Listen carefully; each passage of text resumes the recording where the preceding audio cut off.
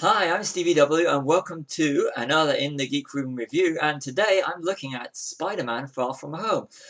Okay, it came out a few days ago, it's already starting to do great box office, and I'll be honest, I've seen it twice now. First time, day of release, so that there was no spoilers, because you know what it's like, just go on the internet as soon as the film gets released and you get spoilers. And I was lucky enough to see it yesterday on the big IMAX screen at Cineworld, which was absolutely fantastic. I enjoyed this film more the second time round because I knew what was coming, and some of the good parts at the end was, it works better on a second viewing because you know what's coming, and seeing it with people that haven't seen it before, it's just fantastic. It's like all these Marvel films, they are better on a multiple viewing, but I did prefer Spider-Man Far From Home second time round because you could just take every thing in, right? It's a really enjoyable film, a worthy successor to Spider-Man: Homecoming, and the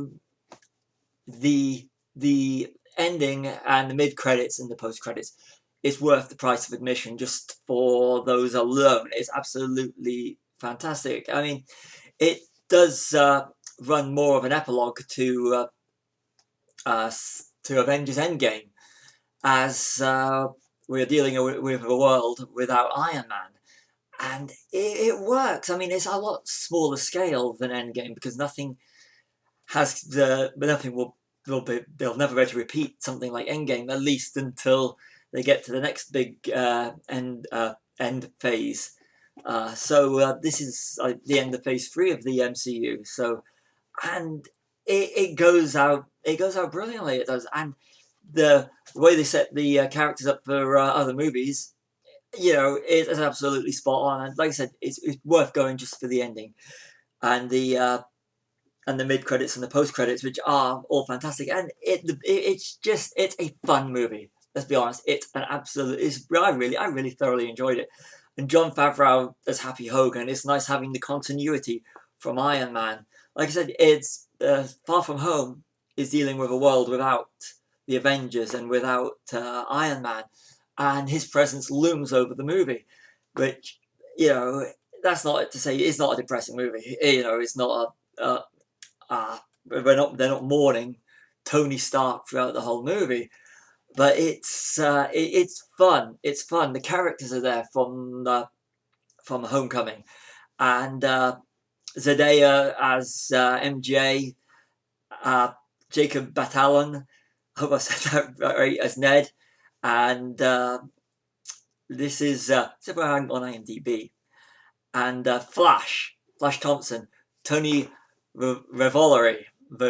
I hope I pronounced it right. He's fantastic as Flash Thompson, absolutely brilliant. I loved him in the first, but Flash and is spot on. Got some great comedic moments.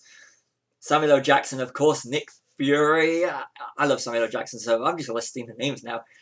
And Kobe Smulders says Maria Hill. It's just great that they've kept the continuity, considering this is Sony and Marvel collaboration. And of course, Tom Holland and Jake Gyllenhaal as Peter Parker, Spider-Man, and Quentin Beck Mysterio. They are just, and the chemistry, is spot on. It is, because I remember Jake Gyllenhaal from Donnie Darko, so but to actually be able to see him as someone else other than Donnie Darko, Jake Gyllenhaal, he's a great Mysterio, he is. But Tom Holland, to me, he is my Spider-Man. He's just, no disrespect to Tobey Maguire or Andrew Garfield, but Tom Holland is my Spider-Man, the Spider-Man that really made me fall in love with the character again, because I used to love them as a child, the Spider-Man comics, and Spider-Man and his amazing friends. Gotta say, Marissa Tomei as Aunt May. Some great moments with Happy Hogan. So, Jon Favreau. It's like this is the film, you got it's like I said, the casting is superb. I mean, it's just, and the visuals are on point. But if you get a chance, see it on an IMAX. IMAX has the scope. I know a lot more expensive than a regular ticket, but it's one of these grand movies that works perfectly on the bigger screen. So I'm so glad I had the opportunity to see it on IMAX, and say IMAX a lot.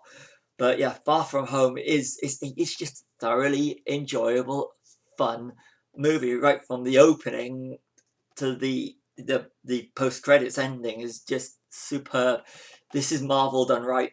The thing is, and this is what I really love, the way that Marvel are doing with the movies now, and you have to you can enjoy the film if you've only seen Homecoming and the Avengers Infinity War and Endgame, but there's nice little touches for people that have been watching since day one, since Iron Man, and it's just, and this is what I love it, and this is where Marvel do it right.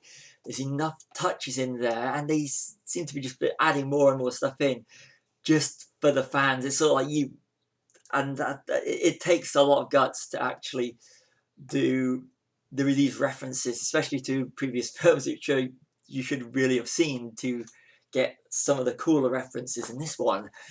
Don't want to give too much away, but there is some really, really nice touches in this film, and like I said, the last 30 minutes is just superb, and it's got good points throughout the whole film. So out of a rating out of 5, I'd say 4 stars out of 5.